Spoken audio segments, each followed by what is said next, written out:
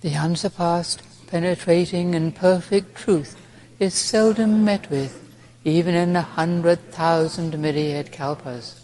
Now we can see and hear it. We can remember and accept it. I vow to make the Buddha's truth one with myself. Homage to the Buddha. Homage to the Dharma. Homage to the Sangha.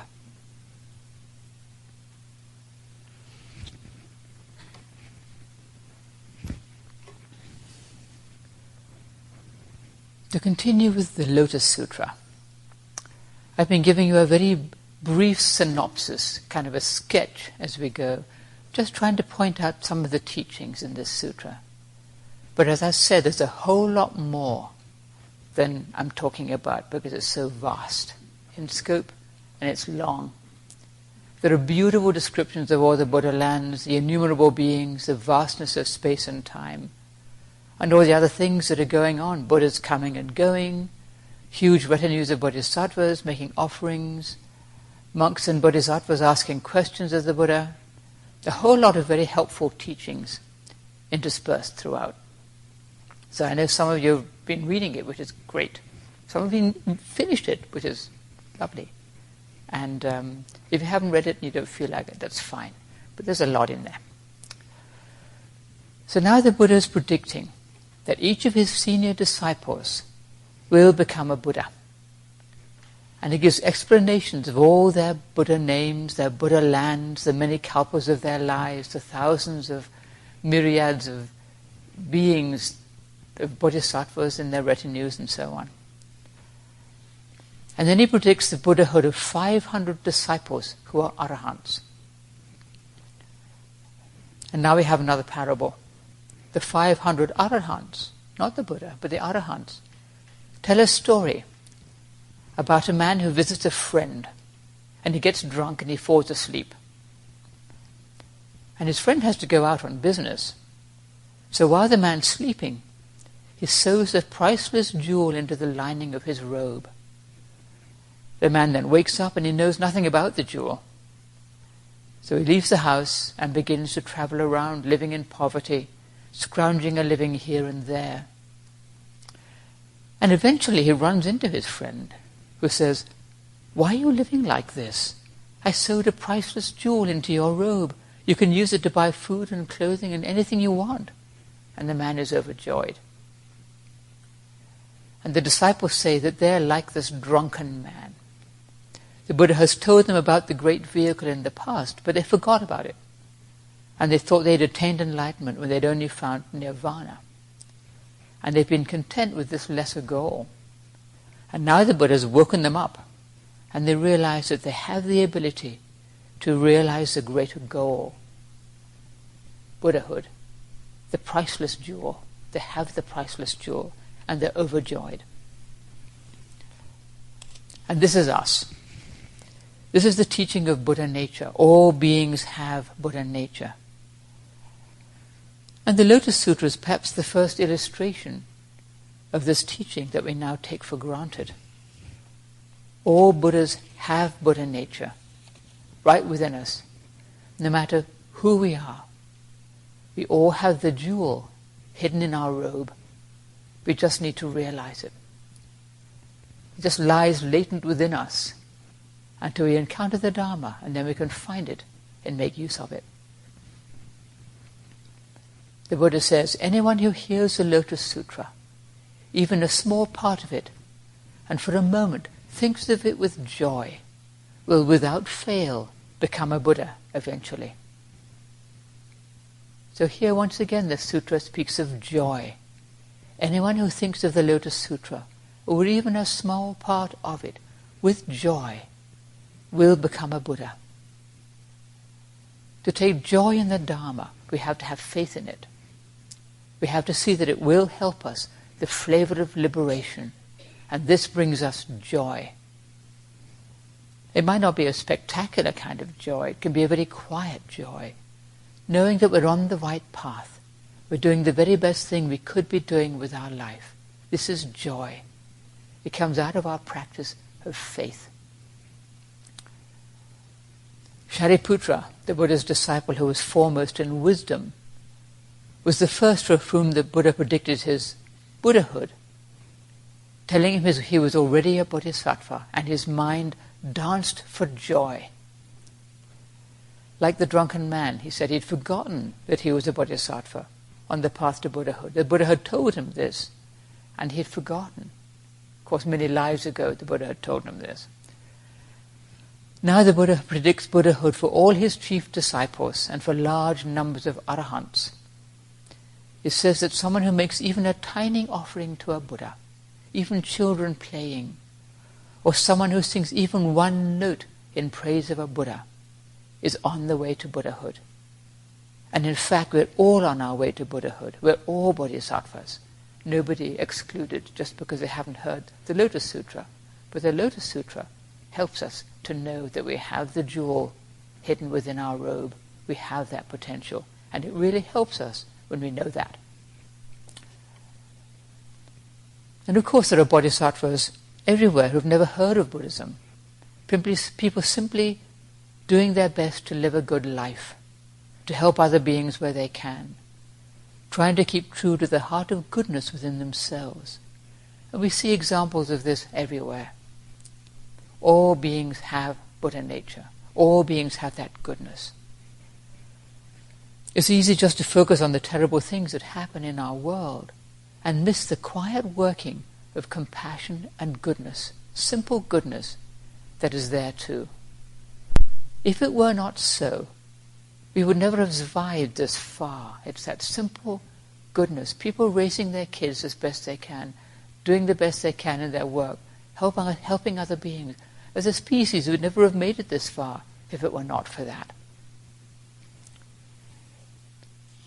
So the Buddha tells all these disciples that they should propagate the Lotus Sutra to help liberate beings, so that they'll have faith in it and practice the Bodhisattva way and pass it on, so that future people will become Buddhas too, us.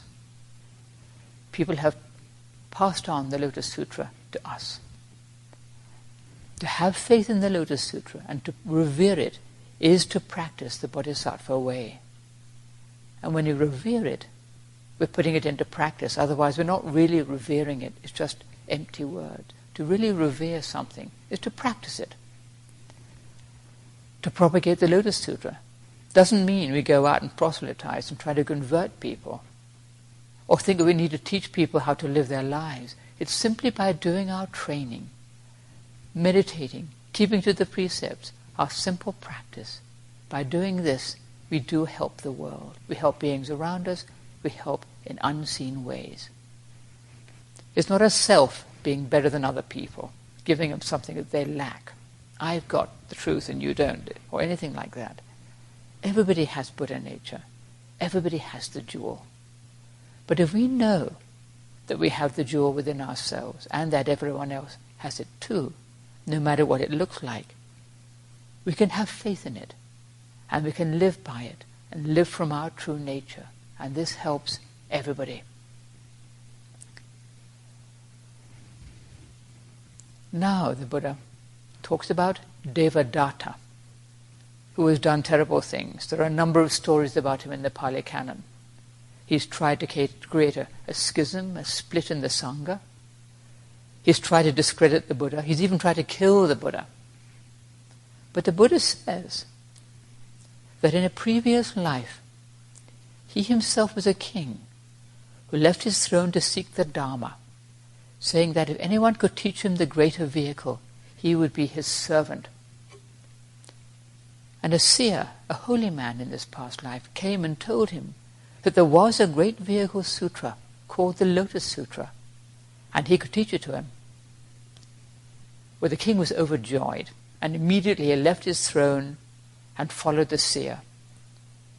Although he'd been a king, he humbly and faithfully served this seer for many years, carrying water and firewood, cooking his meals, and the seer taught him the Lotus Sutra, thus enabling him to become a Buddha.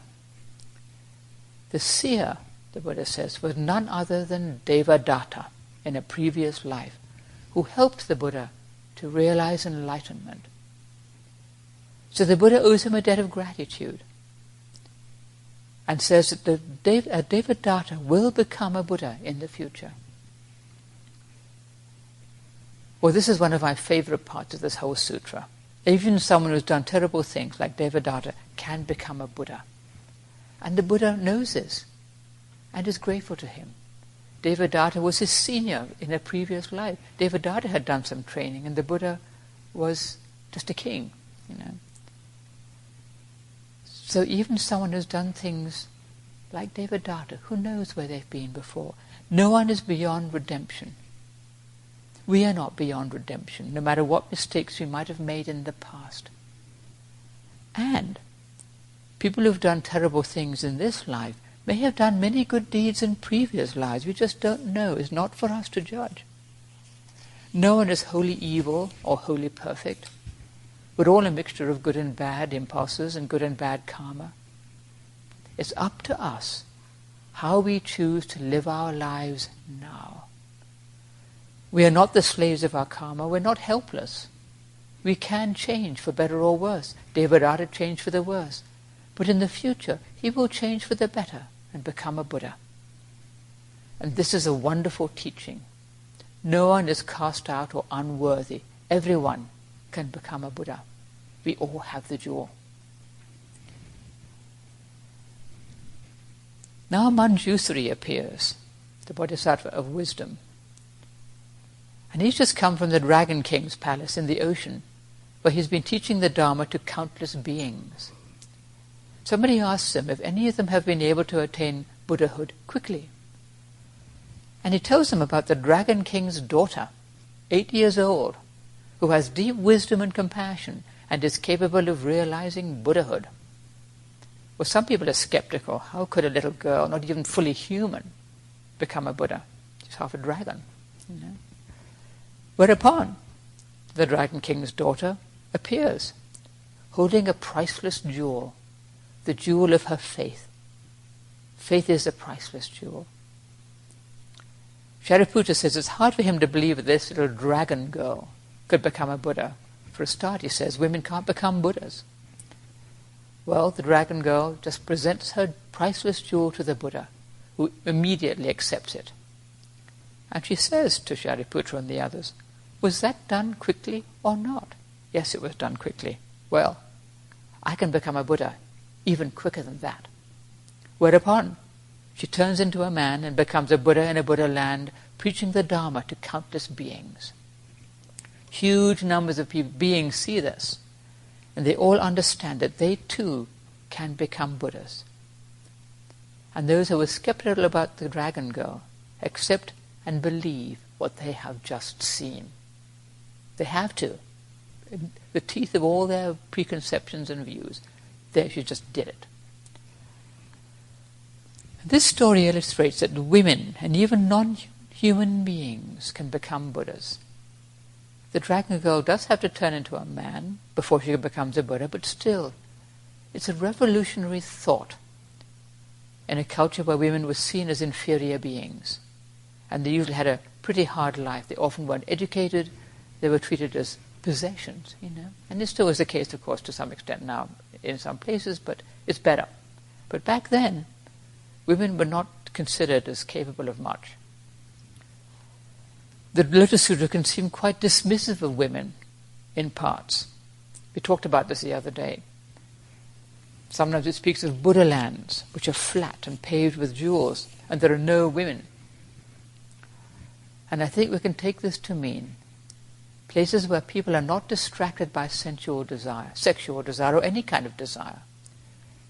We don't have to judge things by our own present-day standards. We can consider, what is the intention here?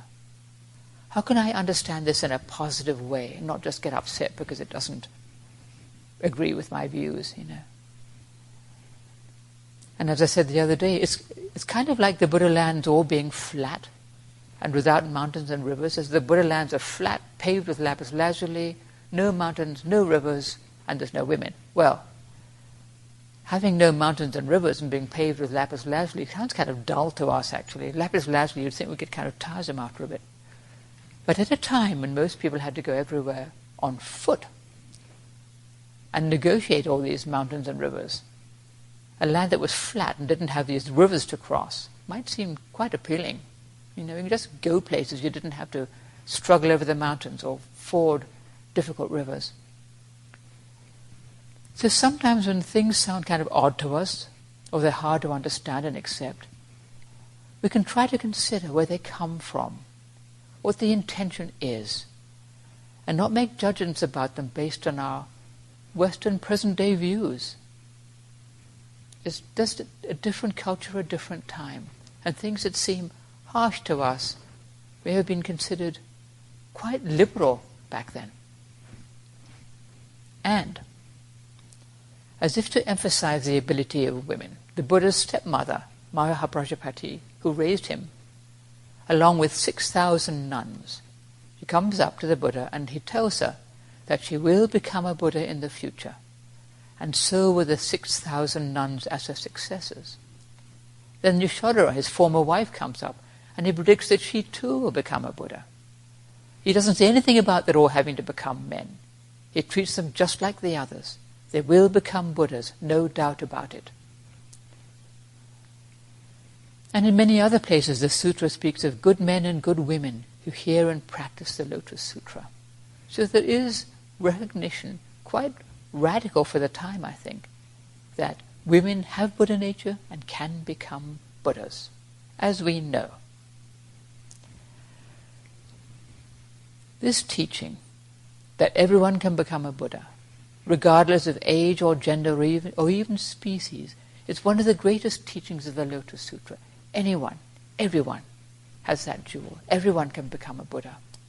Everyone has that potentiality, regardless of anything they might have done in the past. Even Devadatta, who was sort of legendary as a bad person, but he had goodness before. He helped the Buddha, and of course that goodness was still there within him.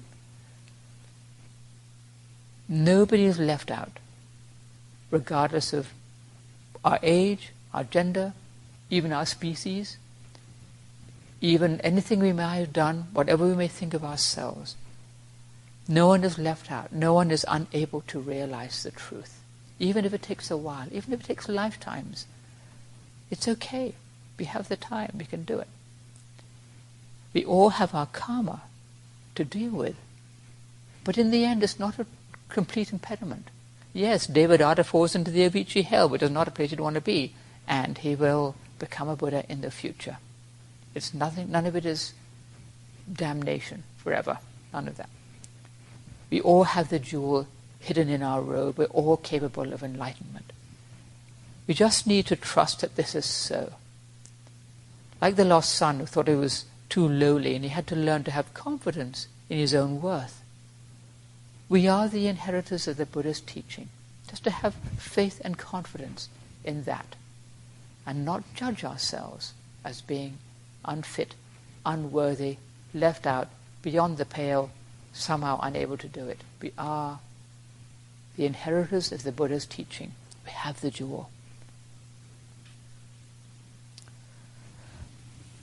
However, as I said before, this is not to be thought of as getting enlightenment. It's not something we get for ourselves. The Lotus Sutra makes it very clear that it's the practice of a bodhisattva that is the path to true enlightenment. We actualize it by helping beings, not just wanting enlightenment for ourselves. And this is what makes Mahayana the great vehicle, contrasted with the lesser vehicles that make nirvana the goal, seeking liberation for oneself, which is how they're portrayed.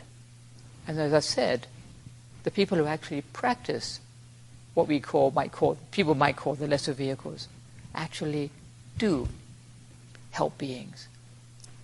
They do teach and help other people. They're not just thinking about themselves. But this is a kind of a skillful means. Mahayana, the great vehicle. Helping beings, the practice of the bodhisattva. And for us, helping beings is usually in small and modest ways, just as they come to us. We don't have to do something grand and earth-shaking. We don't have to look for some great deed to do. Just living our life the best way we can, as it comes to us, helping beings as they come our way and it seems appropriate. Sometimes you can't help. Sometimes it's not appropriate to do something that we might think is good. Sometimes you just have to wait and trust that help will come their way. We don't have to save everybody. We can't. But we can do our best to help as seems good, as is appropriate in our own life. And this is the practice of the Bodhisattva. As great Master Dogen says over and over again, training and enlightenment are one thing. You can't separate them. We practice our innate enlightenment. We practice the way of the Bodhisattva. We aren't just suddenly a Bodhisattva. It's a practice. It's something we do. The way of the Buddha, the way of the Bodhisattva, it's the same thing. We all have the jewel in our robe, whether we see it or not. We can have faith that it's there.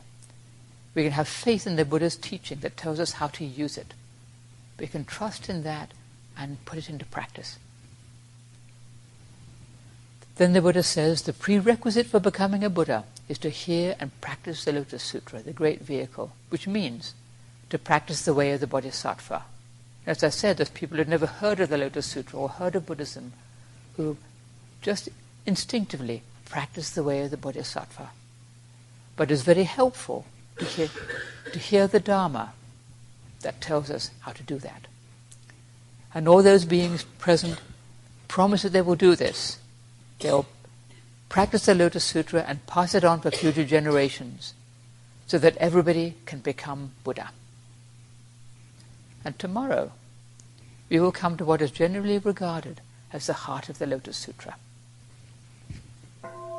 Homage to all the Buddhas in all worlds.